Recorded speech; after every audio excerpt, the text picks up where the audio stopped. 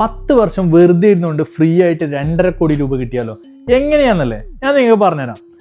UAE താമസിക്കുന്നവർ, പ്രത്യേകിച്ച് ഷാർജയിലെ മുവയില അബുഷകറ മേഖലയിൽ താമസിക്കുന്നവർ ഒരു 1 ബെഡ്റൂം അപ്പാർട്ട്മെന്റ് കൊടുക്കുന്ന റെന്റ് എന്ന് പറയുന്നത് 4000 ദിറംസ് ആണ്. അത് ഒരു കൊല്ലം നോക്കുമ്പോൾ നമുക്ക് ഏകദേശം 48,000 ദിറംസ് ആയിരിക്കും വരുന്നത്. ഒരു പ്രവാസി ഒരു വർഷത്തേക്ക് എന്ന് പറഞ്ഞിട്ട് ഏകദേശം 10-20 വർഷമായിരിക്കും ഇവിടെ താമസിക്കുന്നത്. അങ്ങനെ നോക്കുമ്പോൾ 9,60,000 ദിറംസ് ആയിരിക്കും 20 വർഷം ഒരു പ്രവാസി താമസിച്ചാൽ റെന്റ് കൊടുക്കുന്നത്. അത് ഇന്ത്യൻ റുപ്പിയായി കാൽക്കുലേറ്റ് ചെയ്യുമ്പോൾ ഏകദേശം 2.5 കോടി രൂപ വരും. നാട്ടിൽ തിരിച്ചു പോകുമ്പോൾ നമ്മുടെ കയ്യിൽ ഒന്നുമില്ലാതെ വെറുതെ റെന്റ് കൊടുത്തിട്ടായിരിക്കും പോകുന്നത്.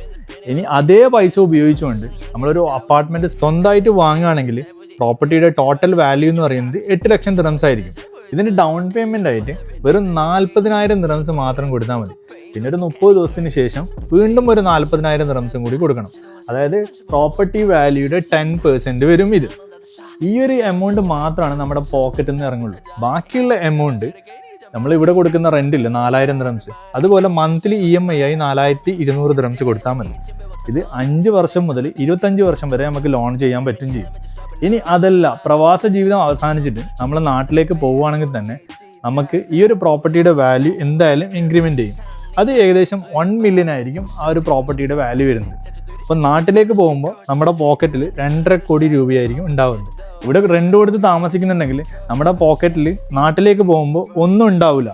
ഇൻട്രസ്റ്റ് ഇല്ലാത്ത പേയ്മെന്റ് പ്ലാൻ ആണെങ്കിൽ അതും അവൈലബിൾ ആണ്.